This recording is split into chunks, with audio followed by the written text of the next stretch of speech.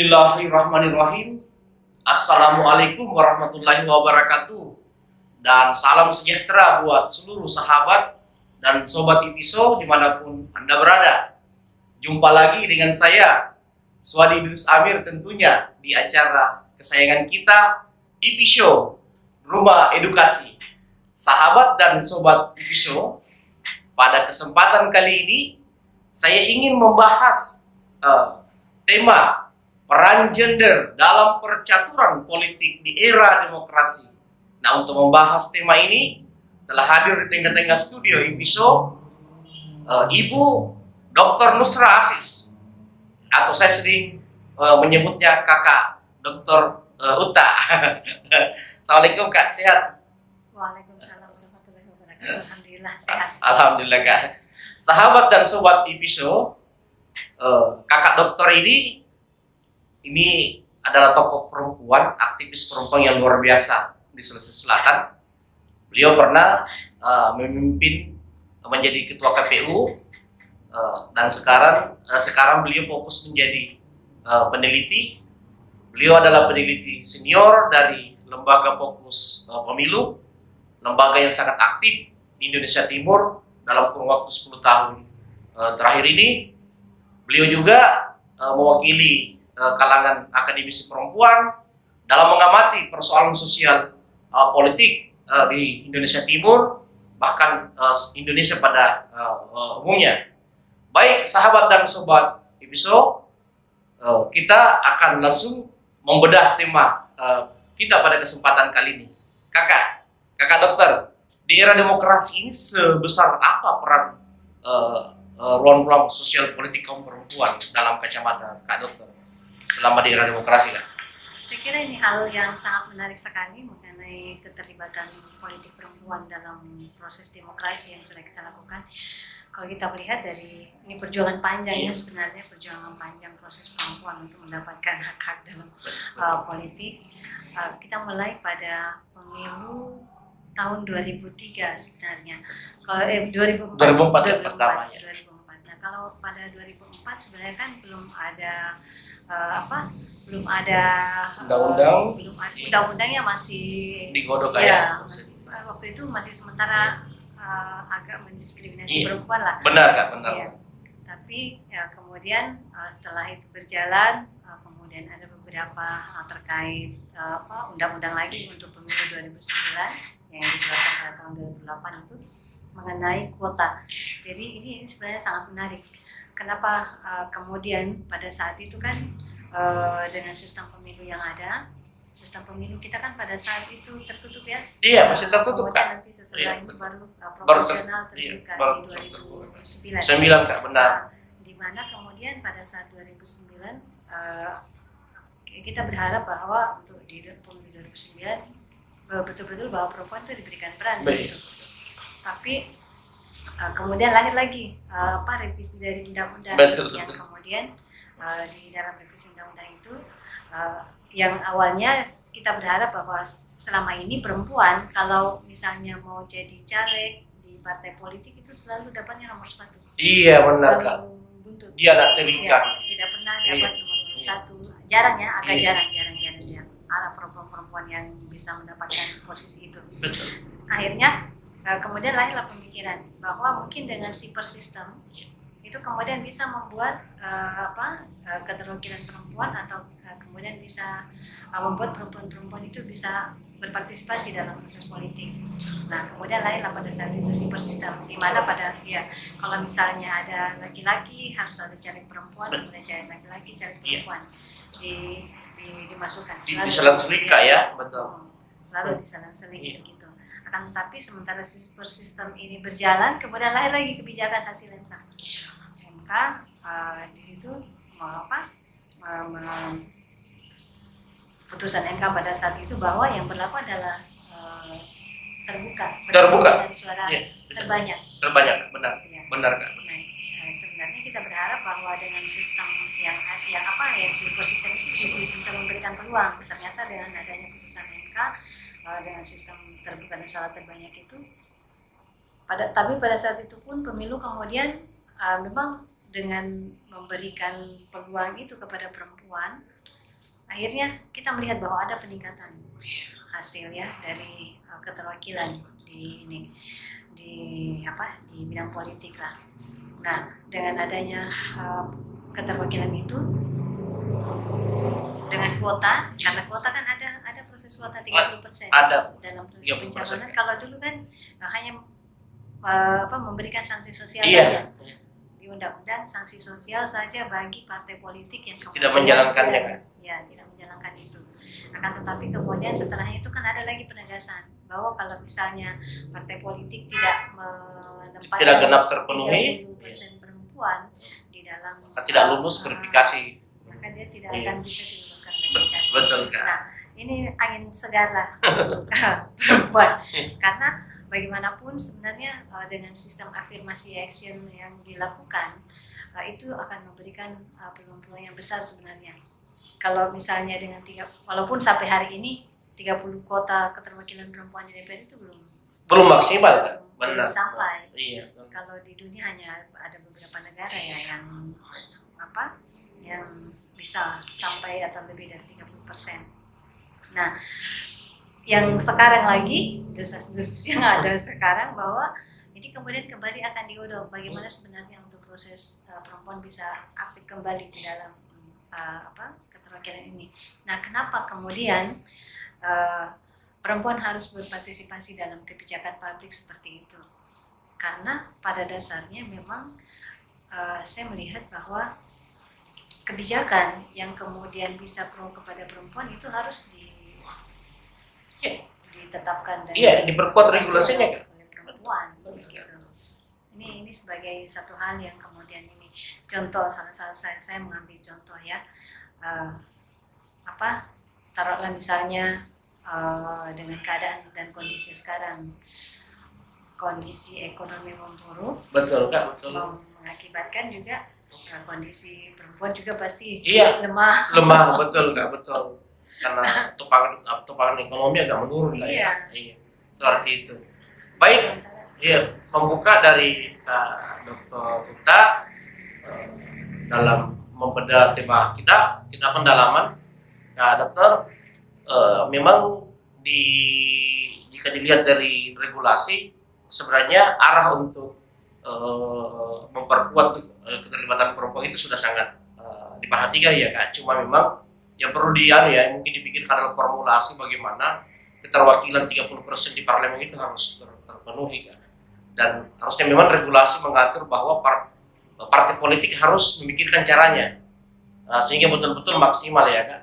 Saya kira ini adalah tanggung jawab dari partai politik terkait betul, dengan itu. Karena kalau kita melihat bahwa ternyata kan selama ini pengkaderan partai politik ini yang tidak jalan, sehingga kemudian untuk meregut ini kemarin gambaran pada saat pemilu 2000 yang lalu, 2019 begitu banyak kemudian perempuan-perempuan yang masuk ke dalam sebagai caleg, tapi kemudian itu seakan-akan dipaksakan hanya untuk memenuhi kuota. Betul, Kak. Karena begini, partai politik tidak siap dengan itu.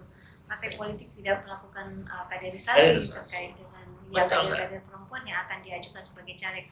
Kelabakan ini sebagai contoh ya, kelabakan dari partai politik menjadikan calon perempuan itu. Jadi pada saat misalnya kuota tidak terpenuhi 30%, maka yang dipilih oleh partai politik untuk masuk di dalam caleg itu adalah istri misalnya dari caleg itu juga. Keluarganya juga. Istrinya. Ada beberapa kasus istrinya. Jadi dalam dapil yang sama suami dan istri itu satu dapil. Padahal sebenarnya di awal istrinya memang tidak mau untuk menjadi caleg, tapi ya karena misalnya membantu suami supaya partai suaminya bisa lolos ya, mau tidak mau dia harus posisinya jadi caleg. Saya pikir itu harus diperkuat kayak regulasinya bahwa tidak boleh. Saya kira ini memang adalah regulasi tentang di partai politik itu yang harus ditanamkan bahwa partai politik mau tidak mau dan pokoknya suka atau tidak suka, mau dan tidak mau dia tetap akan melakukan itu. Saya sepakat, Kak, bahwa kaderisasi itu sangat penting, Kak, ya. Dan implementasi dari undang-undang itu harus betul-betul bisa dijalankan dengan maksimal agar berjalannya demokrasi ini bisa juga maksimal ya, Kak. Baik, ini kan terlepas dari kekurangan regulasi kan, tapi kan alhamdulillah Kak, kita melihat sudah banyak pemimpin-pemimpin perempuan Kak yang memimpin di daerah Kak ya. Nah pantauan-pantauan kita Kak, apa sih kelebihan-kelebihan perempuan dari pantauannya Kak Dr. Ruta melihat kepemimpinan perempuan? Karena saya lihat ke masyarakat ini ke figur perempuan sudah mulai terbuka. Di Sulawesi Selatan sendiri kan kita contoh sudah ada beberapa kata yang sudah menjadi kepala daerah baik secara 01 maupun 02. Artinya publik yang tadi itu sangat sangat tidak yakin atau merasa geli ketika misalnya dipimpin seorang perempuan, tapi sekarang sudah mulai terbuka. Kira-kira apa kelebihan-kelebihan dari tokoh perempuan ketika diberikan amanah memimpin, sehingga perempuan itu mulai terbuka dalam kacamata. Ya, saya kira ini dari beberapa pemimpin kita ya perempuan pada saat misalnya ini karena ini adalah hasil lapangan juga. Pada saat misalnya saya tanya ke masyarakat di beberapa tempat yang pemimpinnya adalah perempuan, kenapa misalnya ibu memilih atau bapak menginginkan ini sebagai bupati atau wakil bupati? Ternyata jawaban mereka bahwa apakah bapak tidak merasa risih dipimpin oleh perempuan, begitu kan? Banyak sekali betul, tidak merasa risih, dan apa yang tidak bertentangan dengan agama misalnya, dengan yang bapak paham atau yang ibu paham. Tapi ternyata mereka banyak mempercayakan kalau misalnya banyak calon-calon perempuan yang masuk kemudian satu daerah, kemudian memang dari figur itu layak dipercaya, maka mereka akan lebih memilih itu perempuan. Satu alasannya ya karena maksudnya saya merasa bahwa ini mungkin saya atau apa, tapi alasan mereka ya karena saya enak pada saat misalnya ada keluhan, ada apa langsung direspon begitu. Nah ini lebih peka Kak ya. Ini dari mereka kepekaan, jadi kepekaan yang ada begitu di sisi pemimpin perempuan yang ada. Walaupun misalnya secara kalau saya pribadi sendiri, saya melihat bahwa sebenarnya kepercayaan itu akan tumbuh tergantung kepada perempuan itu sendiri, bagaimana kemudian dia harus bersikap pada saat dia menjadi pemimpin gitu. Nah walaupun memang banyak tantangan kan, karena kalau misalnya ya sebagai perempuan kita juga menjadi posisi di publik, ya tantangannya harus siap-siap kerja ganda. Bekerja ganda Kak, betul, karena tanggung jawab juga sebagai seorang istri, seorang ibu. Juga tidak boleh terabaikan Kak ya. Nah, karena ini ada hal yang substansi di dalam. Betul. Saya kira itu. Kemudian yang kedua saya kira ya dengan kepemimpinan perempuan, saya melihat bahwa perempuan itu juga bisa kuat dan bisa juga tegas. Ya, kita kan lihat di sosial ya, kalau di sosial pertama kali jadi wakil bupati perempuan di sosial itu Ibu Rina Arupala. Kemudian setelah itu Bu Indah juga Ibu Indah Putri Indriani jadi wakil jadi bupati. Jadi bupati. Dua periode. Nanti juga ada lagi yang perempuan yang bisa jadi. Ini wakil wali kota loh Kak. Sekarang. Ibu Fatma. Mudah-mudahan nanti ada juga yang bisa naik. Gubernur. Ya kan intinya itu harapannya kita Kak. Semoga menuju 2024 ini yang menjadi kepala daerah juga mengundi kuota minimal sudah cukup 30%. Kan kalau kepala daerah masih di bawah sekali. Kalau di legislatif ya kita sudah sampai 20%. Iya, sudah sampai 20%. 20,20%, walaupun belum sampai ke 30%. Tapi kalau kepala daerah masih di sekian persen. Memang Kak, karena ini kan geliatnya Ibu Indah ini kan Ibu Indah sekarang ini Bupati Lutra ya. Ini selalu masuk ya dalam diskusi-diskusi pilgub kan. Bisa dikatakan bahwa dia masuk 3 besar tokoh yang dianggap layak untuk menjadi wakil wakil gubernur Kak tuh. Perwakilan dari utara malah Kak, dia sudah ranking di atas kan. Dia sudah di atasnya Siskahar, Andi Musakar. Kalau dianggap perwakilan dari dapil utara Kak tuh. Nah itu dia dianggap sudah, artinya memang Ibu Indah ini berhasil memperlihatkan bahwa perempuan itu jauh lebih efektif ketika memimpin suatu daerah. Nah, saya pikir itu menjadi tantangan bagi tokoh-tokoh perempuan yang lain. Nah, sekarang Kak sebagai seorang peneliti senior, bagaimana kita lihat percaturan Pilpres ini Kak menuju 2024? apakah ada tokoh-tokoh perempuan yang dianggap layak untuk muncul dan tampil di perhelatan pilpres ini kan. Kacamata Dr. Ruta ini sebagai seorang peneliti senior, adakah tokoh-tokoh perempuan yang dianggap layak yang mungkin ya tanggung jawabnya kita juga termasuk di isu ini ya untuk disebut-sebut namanya. Sebab ya itu tadi bahwa saya pikir memang dalam era kemajemukan ini memang harus ada alternatif kan. Artinya publik juga harus memang diperlihatkan bahwa beginilah kalau misalnya tokoh perempuan, begini kalau tokoh laki-laki memimpin suatu bangsa. Silakan. Saya kira begini ya. Kalau sekarang kita melihat di beberapa media-media, nama perempuan kan yang mencuat untuk pilpres ini baru satu ya. Baru Puan Maharani. Nah, saya kira Puan Maharani juga punya kapasitas itu. Pertama sebagai ketua DPR. Ketua DPR. Yang kedua partai penguasa. Pemilik partai. Dan kita dalam partai penguasa yang berkuasa sekarang. Jadi saya kira peluang itu ada. Dan terah Bung Karno. Terah Bung Karno ada banget itu dalamnya. Presiden pertama. Iya betul. Indonesia. One and father. Saya kira itu ada peluang-peluang seperti itu. Nah, kalau misalnya saya pribadi terlepas dari beberapa argumen teman-teman yang lain terkait dengan usia popularitas Puan yang masih rendah, yang elektabilitas juga yang masih rendah, saya kira paling tidak itu kan sudah ada modal. Sudah ada modal. Ya, sudah ada modal. Tapi kita berharap juga bahwa karena yang berjatuhan ini kan masih lama ya, masih panjang. Masih lama. Mungkin 2022 baru menggeliat ini semua. Betul. Kita berharap bahwa akan banyak juga nanti yang menyusul kan? perempuan yang akan menyusul berani menyatakan bahwa siap untuk menjadi calon pemimpin. Walaupun ya. Iya. Karena kita punya gubernur juga perempuan banyak kan? Iya. Khofifah salah satunya untuk Betul. Jawa Timur. Walaupun ya tidak Potensial loh Jawa Timur ini. Pemilihnya besar. Jumlah pemilih yang besar. Tapi itu terlepas lagi apakah mereka punya kemauan yang kuat dan punya rasa percaya diri untuk kemudian bisa bertarung dalam proses pilpres. Tapi saya melihat potensi pun ada. Iya.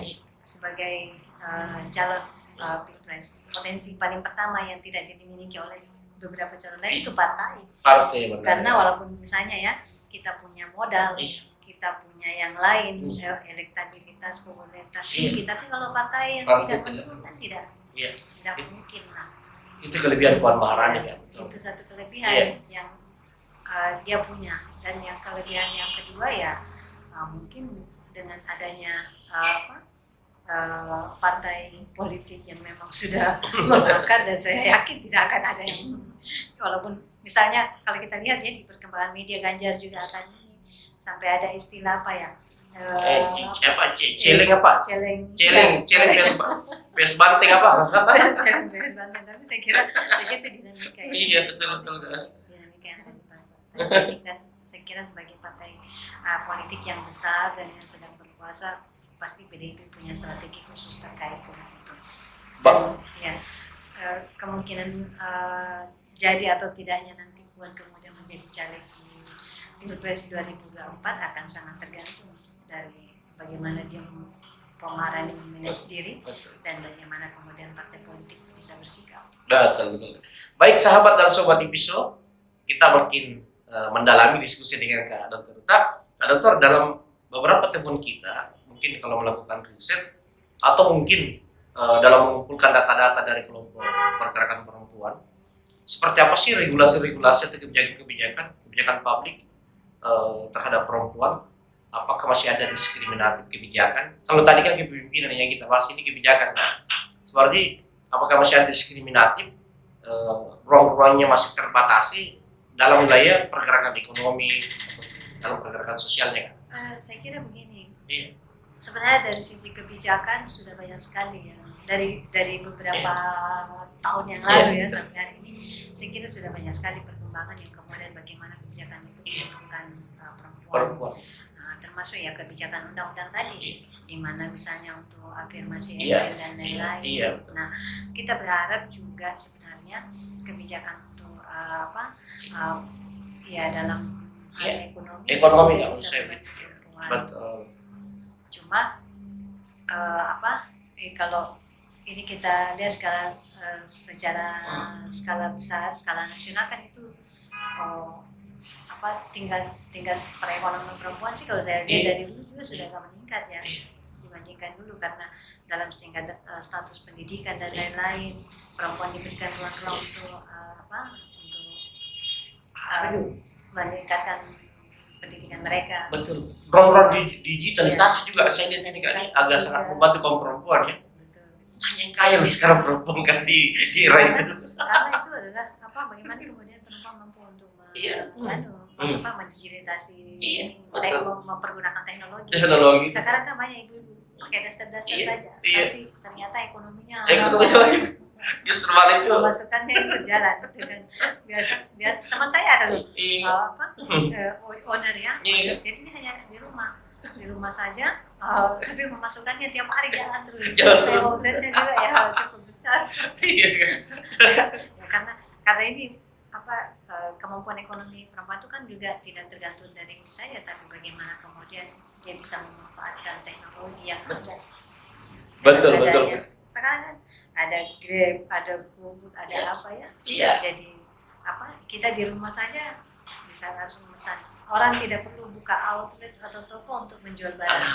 Ini yang meringankan kaum perempuan kaya konteks di dunia politik. Karena untuk mengurus anak dan istri ada jalur ada ruang-ruang baru gak ya?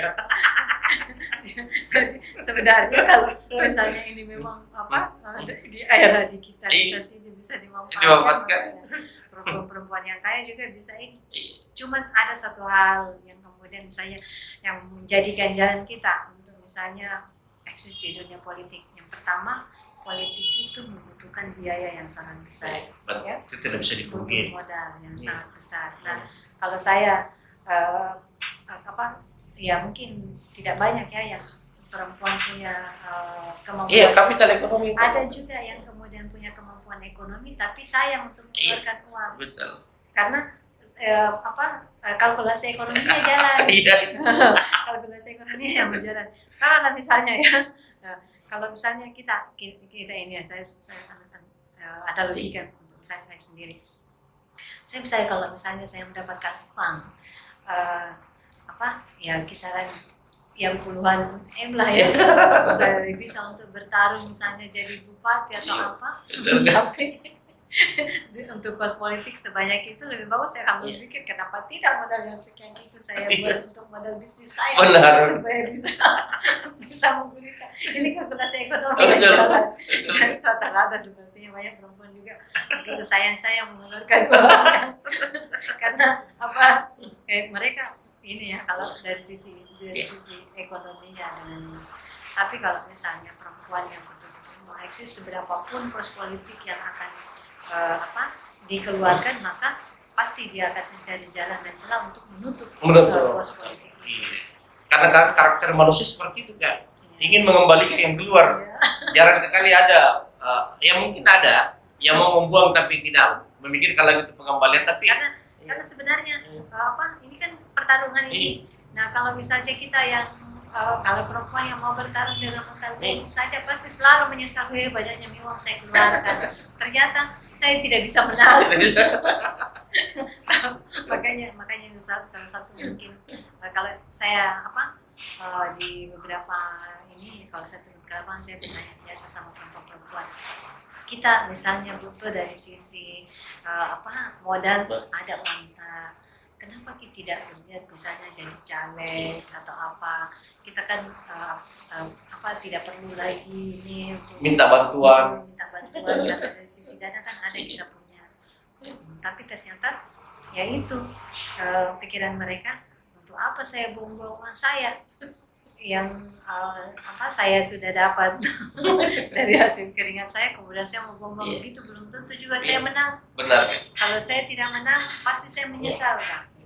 Jadi itu secara kalkulasi ekonomi. Iya. Secara psikologi juga memang berbeda kak. Hitung-hitungan politik yang perempuan dengan laki-laki kalau menurut saya kak ya. Kalau perempuan kan pertama ada suaminya yang apalagi kalau pejabat misalnya suaminya kan yang bisa diandalkan untuk mencari uang. Nah, ketika dia berada pada suasana ekonomi yang sudah sangat mapan, berpikir memang Kak, berpikir ya artinya dia lebih baik misalnya menggunakan itu ya untuk gaya hidup. Nah, tapi ada fenomena baru Kak. Mungkin yang perlu Kak Dokter Uta pikirkan ke depan, khususnya bagi Kak Dokter Uta ini dan kawan-kawan mungkin yang juga lagi menatap suasana atau percaturan politik. Apalagi istilahnya Kak, keluarga kepala daerah Kak. Ini kan menjadi tren sekarang. Misalnya kalau bupati istrinya didorong Kak, jadi anggota DPR. Nah, ini kan sangat menyulitkan aktivis-aktivis perempuan Kak yang notabene bukan berasal dari keluarga kepala daerah Kak. Nah, ini kan menjadi tren Kak. Sekarang hampir semua rata-rata kepala daerah itu mempersiapkan istrinya atau anaknya, baik itu adalah laki-laki atau perempuannya. Nah, kira-kira fenomena seperti ini Kak, seperti apa yang Kak Dokter Uta lihat, dan seperti apa gangguannya bagi perempuan secara menyeluruh Kak, ke depan? Satu hal yang kemudian kenapa ini terjadi karena partai yang tidak tegas. Partai juga kembali pada partai kan ya? Kembali pada partai, kaderisasi partai. Nah, kita lihat ya beberapa di pemilu kemarin kan 2019 itu banyak istri kepala daerah yang kemudian masuk jadi caleg. Tapi pertanyaan saya kapan kemudian istri kepala daerah ini masuk? Iya. Nah, makanya ini sebenarnya ketegasan di situ yang harus partai miliki. Mereka secara tidak langsung itu membunuh peran-peran teman-teman perempuan yang misalnya memang sudah aktif dari awal, yang punya sumber daya yang bagus. Nah, inilah karena oligarki kan yang ada di partai, dan kemudian politik dinasti ini yang memang perlu ditekan. Saya sangat tidak sepakat dengan politik dinasti itu. Seberapapun karena ya itu perempuan, walaupun misalnya seharusnya etika politik itu yang harus dijalankan. Kita harusnya merasa malu dong. Masa kita tidak pernah menjadi kader, kemudian kita harus mengikut semua yang punya peluang-peluang kan. Nah, padahal kalau kita melihat di partai kan sebenarnya banyak juga sih yang punya kapasitas itu. Tapi karena mereka tidak punya kekuatan politik, di power politik itu tidak ada di dalam partai, makanya tidak bisa berbuat apa-apa. Nah, itu politik dinasti kan kemarin diulas juga ya untuk penangkapan anak Alex Nurdin. Bagaimana kemudian politik dinasti itu berperang? Saya tidak sepakat dengan itu. Kalaupun misalnya mereka punya kemampuan tapi paling tidak secara etika, karena sebenarnya kalau saya prinsip saya apa saja apa yang harus dilakukan itu harus sesuai dengan etika. Partai politik juga harus gitu dong. Iya, benar. Etikanya di mana sih? Hanya karena misalnya mereka adalah kerabat dari sang penguasa sampai kemudian langsung dipaksa saja masuk.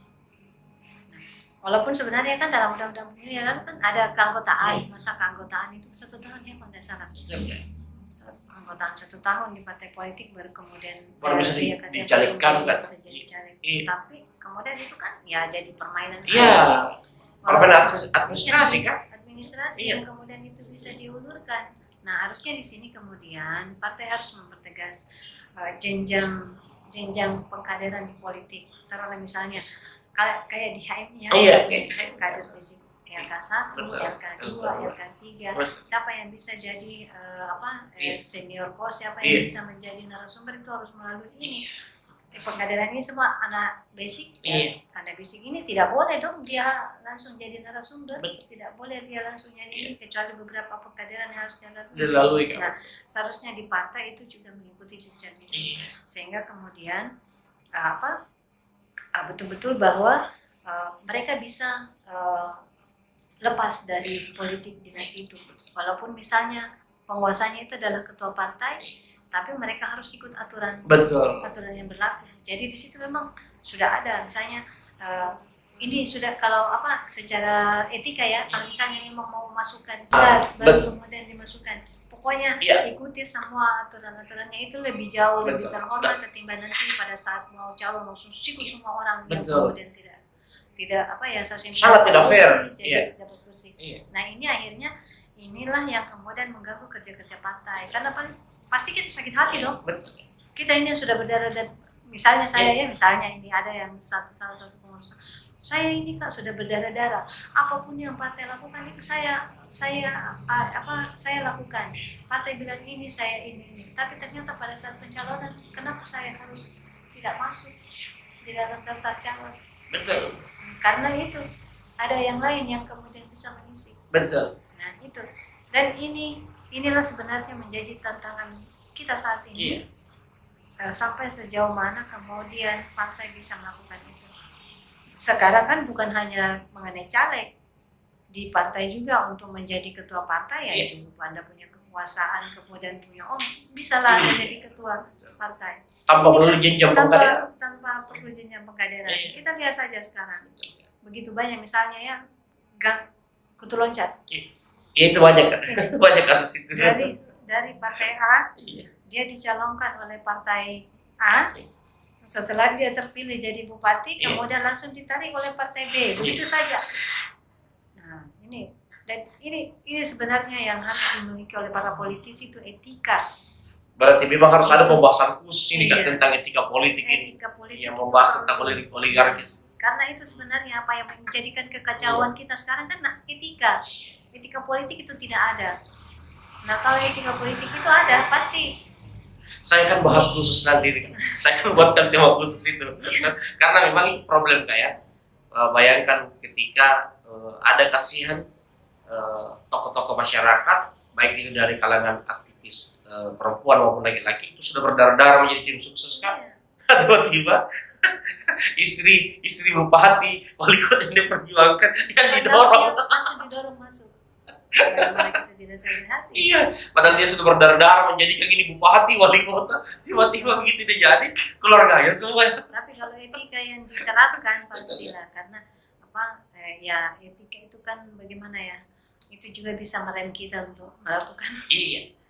Jadi memang seharusnya begitu. Kelihatannya memang harus ada regulasi kayak harus didorong sebuah regulasi bahwa harus ada jenjang pengkaderan politik, karena kan itu tadi juga kan budaya korupsi kan. Budaya korupsi itu kan sangat kental lahir dari sebuah proses kepemimpinan yang tidak matang gitu.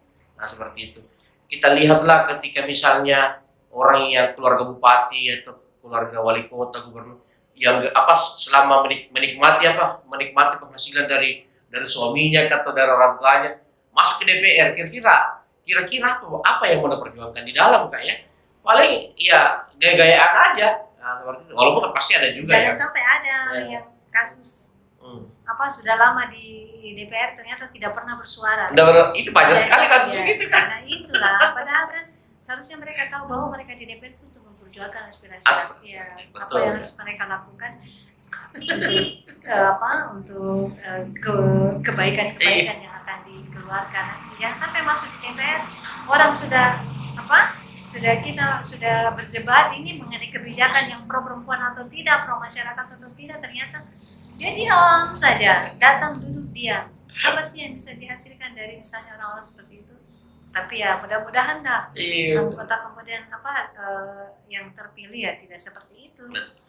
Kita berharap bahwa kalaupun karena ada yang sudah berapa periode di dalam, tapi tidak kedengaran juga apa yang dia sudah lakukan. Betul. Ternyata ya masuk kantor pun nanti ada rapat paripurna misalnya atau apa. Ini juga sebenarnya kontrol publik ke legislatif itu harusnya berjalan sekarang, karena yang sekarang itu tidak ada kontrol. Coba DPR, setelah kita pilih DPR, apa pernah kita mempertanyakan apa yang sudah mereka lakukan atau apa tidak kan? Makanya ini lost control ini terkait dengan para anggota legislatif kita yang terpilih. Betul. Harusnya kemudian itu ada yang kontrol saya dari beberapa, saya tidak tahu bagaimana di beberapa kabupaten yang lain, tapi ada salah satu kabupaten ya nanti anggota DPR-nya masuk pada saat ada paripurna. Ini kan etikanya kan harusnya mereka ya masuk setiap saat supaya mereka bisa melihat apakah ada aspirasi dari masyarakat ini atau tidak. Ya jangan hanya nanti misalnya mau paripurna baru datang, memangnya anggota DPR itu hanya tugasnya paripurna saja. Inilah sebenarnya karena apa? Etika itu tidak ada. Mereka menganggap bahwa mereka sudah duduk di dalam, tidak ada perlu. Kalau misalnya datang ke kantor juga hanya untuk duduk semua, Padahal mereka tidak pernah berpikir bahwa ya kadang-kadang kan masyarakat banyak itu yang mau ke kantor DPR, mau tanya ini terkait dengan beberapa Iya benar kan, aspirasi betul. mereka. Aspirasi mereka. Karena kan pasti harapannya wakil rakyat ini ya yang menjadi harapan dia ketika ada misalnya urusan-urusannya yang terganggu terkendala di Harusnya eksekutif kan, kan. Oh, itu kan yang untuk Iya. bagaimana kemudian bisa mereka menyampaikan aspirasi mereka kan. Tapi ya ini satu lagi bahwa saya tidak tahu apakah misalnya pada saat mereka terpilih jadi anggota DPR atau apakah ada penguatan kembali atau tidak dari partai, itu yang saya tidak tahu ya. Saya tidak begitu tahu apakah kemudian ada penguatan itu kembali, misalnya penguatan anggota legislasi dalam hal apa gitu. Ya, itu pun kalau misalnya saya mendengar kayak ada juga partai, bahkan rata-rata partai besar melakukan itu, tapi kan saya lihat motivasinya kan hanya sekedar maaf ya menghabiskan anggaran, motivasinya kak ya, seperti itu. Jadi memang yang masalah memang saya pikir di partai politik. Makanya memang partai politik sebagai pilar utama dalam sebuah negara demokrasi, ya memang harus menjadi jembatan. Harusnya kan Iya. partai politik harus mengontrol dong Iya. orang yang ada di dalam anggota DPR-nya yang duduk di dalam Betul, situ. Kak, betul. Karena kan sebenarnya partai politik inilah yang kemudian mempunyai kekuasaan. Iya, betul. Kalau ingat ya, kalau saya misalnya Iya. ya, awas ya, kalau misalnya Anda tidak menjalankan tugas Anda sebagai anggota DPR dengan baik, Saya PAW. saya bisa PAW kan. Iya. Kan kekuasaan langsung Betul. dia Betul kan? melanggar aturan partai. Dalam Betul. pasal ini undang-undang partai politik, Anda harus taat kepada aturan-aturan partai. Ini sebenarnya ketegasan dari partai politik juga terkait, karena kita mau baik, kita mau negara kita ini baik, kan DPR itu adalah pengambil kebijakan terkait dengan satu budgeting mengenai anggaran apa yang akan disepakati bersama, apakah itu pro rakyat atau tidak, kan itu legislasi, membuat undang-undang, kebijakan polis apa yang mau dilakukan, kan gitu. Nah ini yang harusnya kemudian partai politik bisa konsen ke situ, sehingga dia bisa lihat, oh ini penilaian saya terkait dengan anggota DPR saya. Betul sekali kak. Saya pikir memang ini harus didorong kak ya. Artinya semua elemen-elemen itu harus terlibat ya dalam pengawasan kontrolin terhadap partai politik, karena partai politik juga saya lihat karena ya merasa tidak terawasi ya, sehingga senanya aja membuat sebuah aturan dan regulasi kak ya kan, seperti itu. Nah ini memang satu PR besar kak ya, memang semua elemen harus terlibat untuk memikir, karena partai politik itu kan pilar utama kak. Maju dan mundurnya suatu negara tergantung bagaimana partai politik itu menciptakan regulasi, bagaimana menciptakan sebuah aturan-aturan yang bisa membuat percepatan kemajuan negara itu bisa berjalan efektif. Baik, terakhir kak, peran perempuan di eksekutif kak, dalam kacamata kak Dr. Unta, khususnya Sulawesi Selatan ya kak. Seperti apa kita melihat kak peran mereka? Apakah ada ruang-ruang mereka dalam peran eksekutif kan? Tadi kita lebih banyak berbicara pada peran politik di luar eksekutif.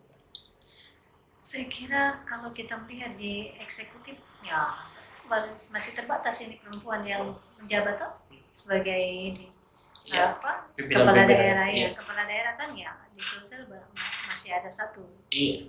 Hanya ada satu bupati perempuan. Iya. Hanya ada satu wakil bupati iya. ya. Dua ya, Toraja juga kalau Toraja, Toraja, Wali Kota Makassar, dan apa yang satu? Sinjai Andi Kartini Oktong. Kalau di anunya kak, di Pemprovnya saya maksud ini kak. Kalau di Pemprovnya, maksud saya di peran-perannya. Di Pemprov kan belum ada eksekutif, maksudnya selevel ini. Iya. Bupati gubernur atau ibu, tapi mungkin di bawah. Tapi saya melihat begini, setiap kepala dinas, ini peran eksekutif. Kepala dinas sepertinya kalau bukan pemberdayaan perempuan dan anak begitu, itu tidak dikasih perempuan dengan jabatan kadis yang lain, karena dari beberapa di peran eksekutif hanya terbatas Kadis Pariwisata kalau saya enggak salah, siapa yang kemarin ya? Bukan. Sudah diganti sekarang. Iya. Sorry, dia di kota. Di kota ya. Ya, Kadis yang Bu Nurlina kan Kadis apa ya itu? Yang lalu ya? Iya. Yang saya tahu sih hanya beberapa orang saja dari sekian SKPD yang ada di Pemprov. Nah, mungkin ini juga perlu perhatian bahwa kalau saya lihat kan banyak juga sih sebenarnya perempuan-perempuan di Pemprov yang bisa untuk diberikan jabatan sebagai kayak kepala SKPD atau apa yang jabatan-jabatan strategis, tapi ini masih kurang. Yang satu lagi Bu Sri Endang, kalau Sri Endang ya, masih sangat terbatas. Betul. Makanya, tapi kalau kita melihat dari sumber daya, perempuan banyak di Pemprov itu, banyak sebenarnya perempuan yang ya mungkin sudah punya kapasitas, tapi itu lagi mungkin ya karena kedekatan, karena yang politik kebijakan atau apa kan? Politik kebijakan dari misalnya gubernur yang kemudian tidak memberikan peran-peran penting ke perempuan-perempuan atau keraguan. Nah, ini bisa saja. Keraguan mungkin lebih mendominasi kak ya? Mungkin mereka ragu. Tapi kalau saya sih sebenarnya lebih pada politik kepentingan saja. Maksud saya begini, peran yang dikasih kebijakan kan yang dekat dengan penguasa. Itu bukan lagi rahasia kan? Yang punya backup. Nah, kalau misalnya dia tidak dekat dengan penguasa, tapi dia di backup oleh seseorang yang dengan penguasa itu punya hubungan yang bagus, ya mungkin saja itu bisa. Nah, dan kita sebenarnya berharap bahwa penempatan perempuan itu harus sesuai dengan kapasitasnya, sesuai dengan kemampuannya, pokoknya jangan karena misalnya perempuan ya, walaupun misalnya tidak punya kapasitas yang mumpuni untuk menangani itu, tapi karena dia di backup oleh orang lain langsung ditarik saja. Tapi ya mudah-mudahan ini Pak Gubernur lihat ya, ya tolong perhatikan untuk di dinas-dinas terkait atau SKPD yang strategis bisa ditempatkan perempuan. Saya yakin banyak sekali stoknya di provinsi ataupun di kabupaten-kabupaten yang lain. Saya kira ini sekarang bukan zamannya lagi tuh untuk kemudian tidak meragukan kepemimpinan perempuan, karena saya yakin kalau perempuan diberikan kesempatan, perempuan diberikan tanggung jawab, pasti insya Allah dia akan bisa melakukan itu. Karena jangankan itu, status anuganda saja itu bisa mereka jalani. Peran ganda saja bisa mereka jalankan. Kalau itu saya sepakatkan, karena kan kita sudah melihat sosok seorang Sri Mulyani, Ibu Susi ketika diberikan amanah mereka bisa memaksimalkan amanah itu, dan ada ini Tri Risma Hairi ini ketika diberikan amanah menjadi wali kota itu sangat bagus. Dan Ibu Kofifa pun saat ini kalau dalam pantauannya kita cukup bagus kinerjanya. Artinya memang kepemimpinan perempuannya atau peran-peran perempuan ini ketika diberikan amanah itu mereka betul-betul memanfaatkan dengan sangat maksimal. Artinya memang ya saya pikir juga mungkin pengaruhnya kayak persoalan ideologi, pemikiran juga bahwa memang ya kaum laki-laki ini ya masih sangat terganggu. Mungkin itu juga salah satu faktor kayak. Soalnya kalau kita perempuan diberi amanah kemudian tidak bisa kita masih sih. Nah itu kan soalnya harus. Saya pikir salah satu solusi untuk mengatasi problem sosial khususnya berkaitan dengan terus korupsi dan lain-lain. Ya saya pikir peran perempuan harus lebih ditingkatkan memang dan kepercayaannya, perannya lebih ditingkatkan sehingga memang ada pembeda antara kepemimpinan dominasi kaum laki-laki dengan kaum perempuan itu.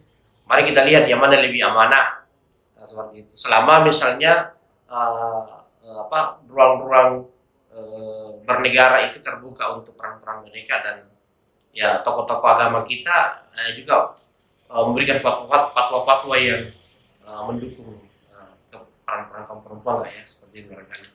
Baik, barangkali pada diskusi berikutnya kita lanjutkan pada etika. Nanti saya buat nanti diskusi berikutnya kita bahas tentang etika politik. Etika politik. Etika politik. Itu ada hal yang sangat menarik Iya. sekali. Bagaimana kemudian nanti kalau etika politik itu mampu dijalankan oleh partai, Iya. pastilah kualitas orang-orang partai yang ada di parlemen, yang ada di eksekutif itu akan jauh lebih baik. Kali itu saya sepakat Kak, memang problem hari ini terletak pada masalah etika memang. Etika dan akhlak. Baik sahabat dan sobat Ipiso, menarik diskusi santai kami.